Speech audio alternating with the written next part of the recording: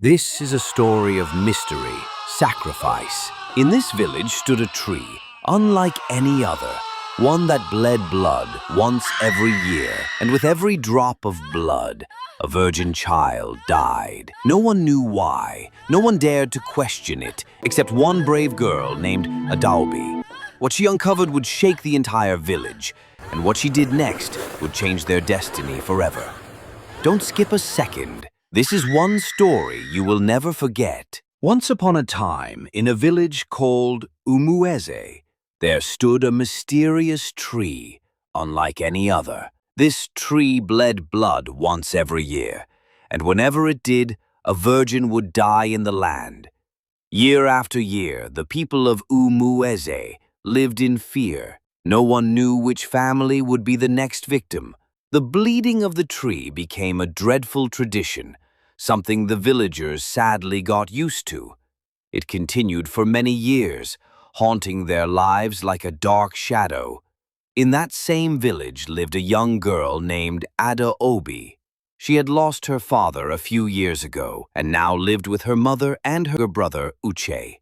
Adaobi often sat in silence, her mind troubled. She asked herself, how did that tree come into existence? Why does it bleed once a year? And why must a virgin girl or boy die whenever it bleeds? One day, unable to keep her thoughts to herself any longer, she turned to her mother. "Mother, I want to ask you something." "Go ahead, my daughter.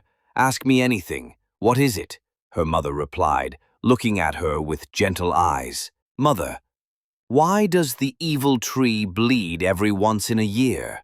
And why does a virgin always die whenever it bleeds?" Her mother sighed deeply and shook her head slowly. "I don't know, my daughter. That tree had been bleeding even before I married your father. Nobody truly knows how it came into existence. But mother, I am afraid I might be the next victim one day," said Adaobi, her voice trembling. "May the gods forbid. You can never be a victim of that evil tree, not my daughter," her mother replied firmly. "But mother," Adaobi continued, "where are the gods? Why can't they stop the tree from bleeding? Why can't they protect us and stop their innocent descendants from dying?" Her mother gasped and looked around fearfully. "Oh my God, this girl, you are talking too much. Please, I don't want any trouble. Stop speaking of the gods like that," she warned, whispering as though afraid someone or something might hear them. That night, Adaobi couldn't sleep. While her brother Uche slept peacefully beside her, she sat at the edge of the bed, staring with confusion. Her heart was heavy, her mind restless. How did the evil tree come into existence? Why does it kill the innocent? Why has no one done anything about it? The next morning, with a clay pot balanced on her head, Adaobi left the house to fetch water from the stream. The forest path was quiet, filled only with the chirping of birds and the sound of rustling leaves.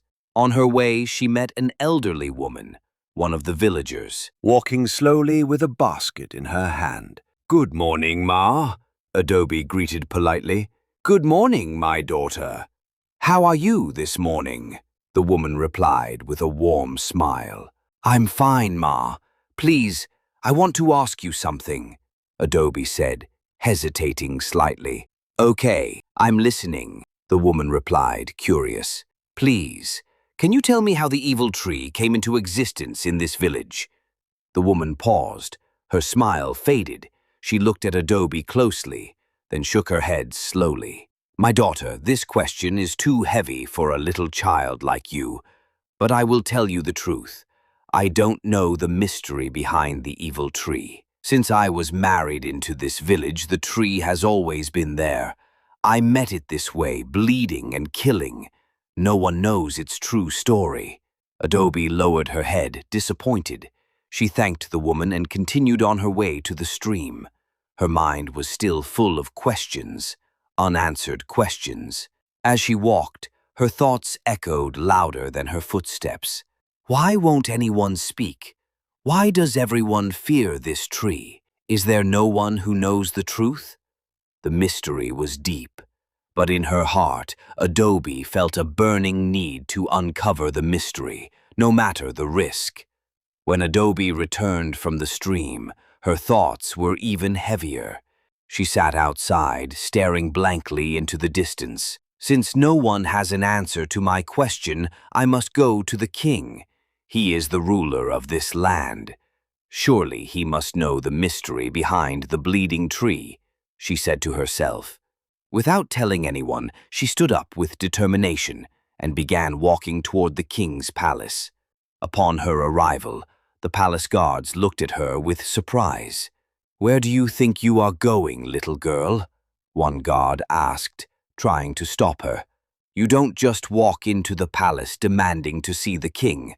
But another guard, older and wiser, looked at Adobe closely and said, "Anything that made this child come here so boldly must be serious. Let's allow her to speak." He led her through the tall gates and into the palace. The king, a noble man with gray hair and wise eyes, sat on the throne. He looked up as Adobe entered. "Your Majesty," Adobe greeted respectfully, kneeling briefly. "How are you, my child?" the king asked kindly. "Come and sit down." Adobe sat quietly, then looked up at him. "Your Majesty, I have a question that has been troubling me deeply." "Go ahead and ask, my child," said the king. "With due respect, Your Majesty, what is the mystery behind the evil bleeding tree?" "I am just curious," she said softly. The king's smile faded. He sighed deeply and leaned back on his throne. After a long pause, he began to speak. "My child, I will tell you the truth behind the bleeding tree." He took another deep breath. "Many years ago in this land, we had a powerful chief priest. He was greatly feared. Every harvest season, he demanded that the villagers bring him gifts, food, crops, livestock. He claimed the gods had instructed him so. Our people, though reluctant, obeyed. After every harvest, they divided what they had gathered and gave a large portion to the chief priest. This went on for years. But one year, the people became tired. They had worked so hard on their farmlands only to hand over half of it to one man. So they refused to bring the offerings. To punish them and prove his power, the chief priest unleashed a dark force. The skies closed. The rains stopped. The crops withered in the farms. Hunger struck the land. Fear returned to the hearts of our people. They ran back to the chief priest for help, crying and begging. But the chief, full of deceit, told them that the gods were angry. He claimed that the only way to appease the gods was to sacrifice 2 virgins, a boy and a girl. The people believed him. They were desperate and afraid. And so, the chief priest chose 2 innocent children from among us. Their parents wept and begged, but he said it was the only way. The children cried bitterly. Their parents pleaded until their voices cracked, but the chief priest would not be moved. He said the gods demanded it. The king's voice grew heavier as he continued. The parents of the chosen children ran to the palace, pleading for mercy. My father was the king then, and I was only a small boy sitting beside my younger brother. But even my father, the ruler of the land, couldn't save them. He also believed the chief priest. The king paused, then wiped his face. And so, just like that, the innocent children were taken. They were sacrificed, their cries silenced forever. The villagers buried them together, side by side, in one grave, just as the chief priest instructed. And to mark their sacrifice, a tree was planted over their grave. He shook his head slowly. Then came the worst. A few months later, that planted tree began to grow, strong, tall, and strange. Then one morning, the chief priest was found dead along the village road, his body twisted unnaturally. And the following year, the tree bled for the first time. That same year, I lost my only brother. The land wept. The palace mourned. Adobe covered her mouth in shock. As if that wasn't enough, the king continued. The tree bled again the next year. Another innocent virgin died. Fear took over the village. Our people began to seek answers beyond our borders. They traveled far until they found a powerful seer. And through him, the truth was revealed. The spirits of the sacrificed children refused to rest. Their deaths were unjust, their spirits were angry, full of pain and vengeance, and they had cursed the tree to bleed once every year, claiming a virgin life as repayment. Adeobi's heart raced. "What is the solution, Your Majesty?" she asked. The king nodded solemnly. He looked at her, his voice now low. The worst part of the revelation was this: the only way to break the curse was that a virgin must willingly offer herself, or himself, for sacrifice. Not by force, it must be willingly. He paused.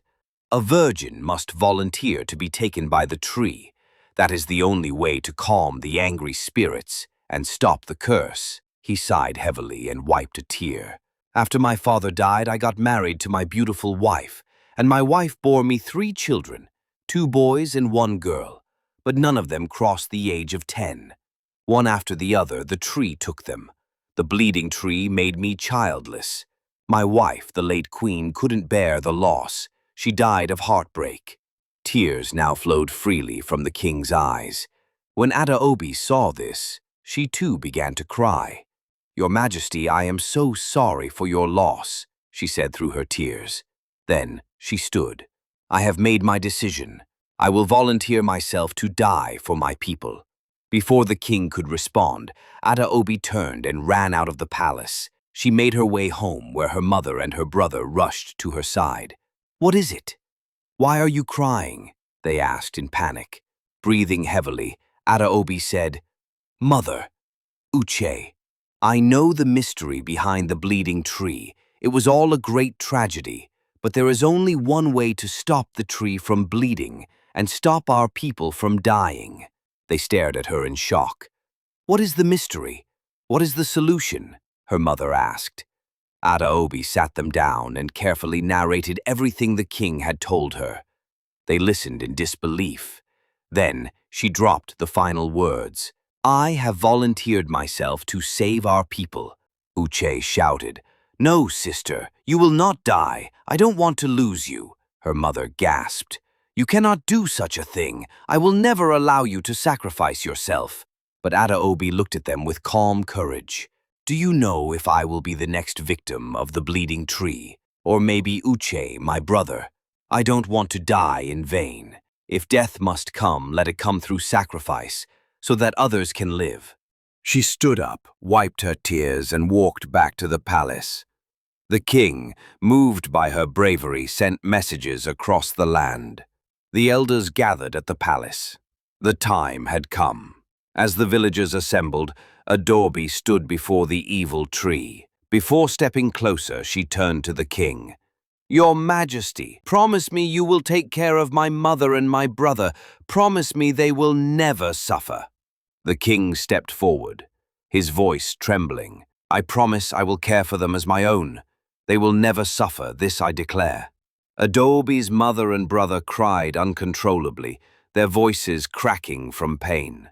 The villagers stood in silence, tears in their eyes. Adobe stepped closer to the bleeding tree.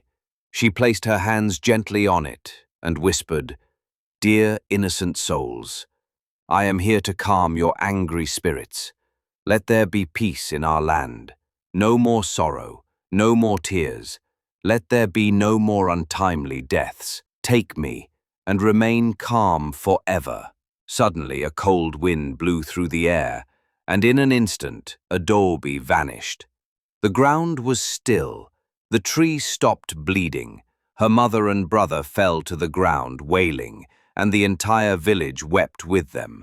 But in their hearts, they knew Adobe had saved them all. The next morning, the king sent one of his guards to Adobe's home with a special message. When the guard arrived, he found Adobe's mother and her brother Uche sitting outside in silence. their faces stained with tears. Grief had made the house quiet, empty, and heavy. The guard stepped forward gently. "The king requests your presence at the palace." Without a word, they both stood up and followed him, their hearts still aching with sorrow.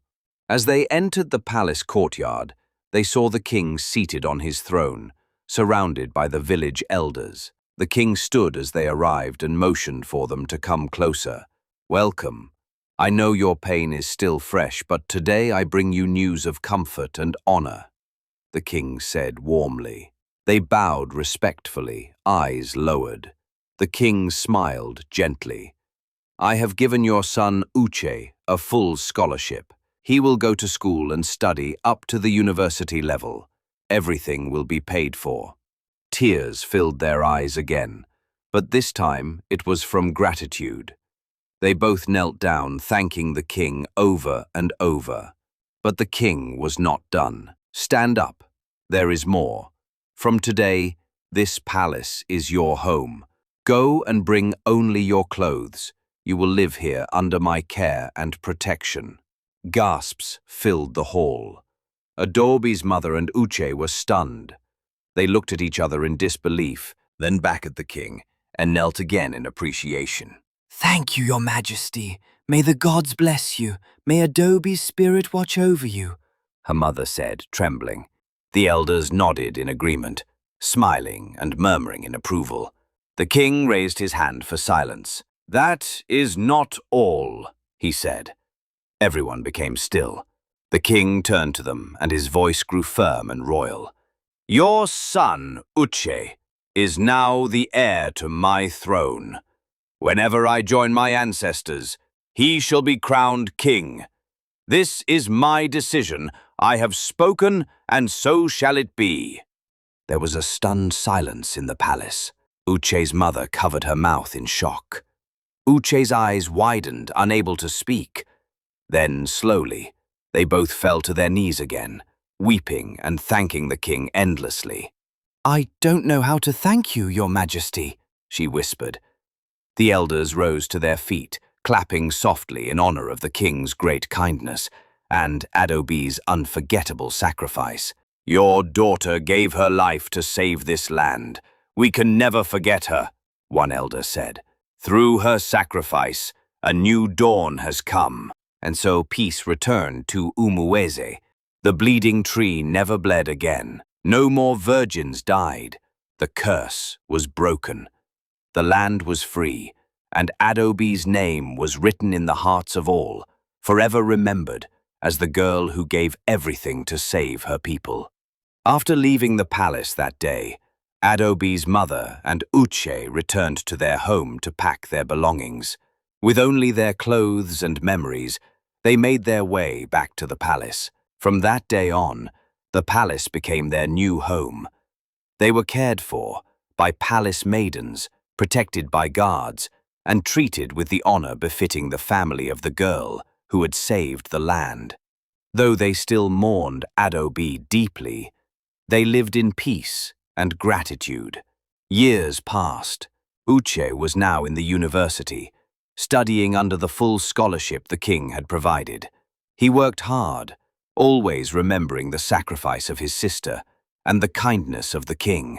But one afternoon, during a quiet moment on campus, his phone rang. It was his mother. Her voice was shaking. "Uche, the king is dead," she said, crying bitterly. Uche froze. "No, no, it can't be," he whispered. Tears streamed down his face as grief overtook him. He cried uncontrollably, mourning the man who had become like a father to him. A few weeks later, Uche returned to the village for the king's burial. The whole land mourned. The funeral was grand and sorrowful, honoring a great ruler who had brought peace back to Umueze. After the burial, the elders summoned Uche to a private meeting. "You are the heir to the throne," one elder said. "But the late king gave us a clear instruction before he died. He said we must allow you to finish your education before we crown you king." Uche nodded respectfully, with tears in his eyes. "I understand. I will honor his wishes," he replied. With the blessing of the elders, Uche returned to school, more determined than ever.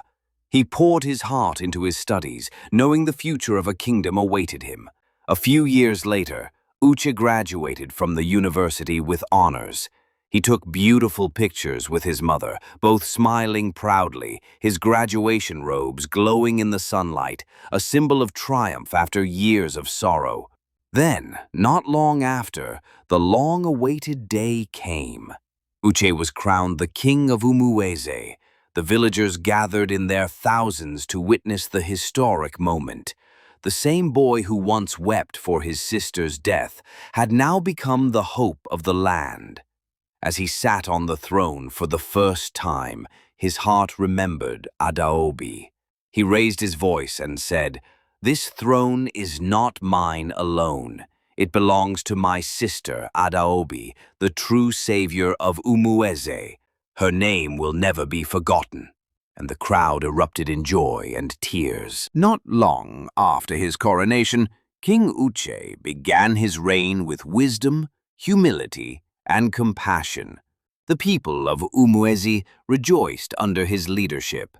One bright morning, he gathered craftsmen and artists, and so, under his command, a statue of Adaobi was molded. A beautiful, lifelike image of Adaobi, standing tall with her hands on the bleeding tree, just as she had stood on the day she vanished. The day the statue was unveiled, the entire village came out in celebration and remembrance. Adaobi's mother stood beside the king, weeping quietly, her heart filled with pride and pain. And from that day forward, the village held an annual festival called the Day of Peace, to remember Adaobi's sacrifice and to celebrate the end of the curse. And the girl who once walked alone to seek the truth became the eternal guardian of Umueze.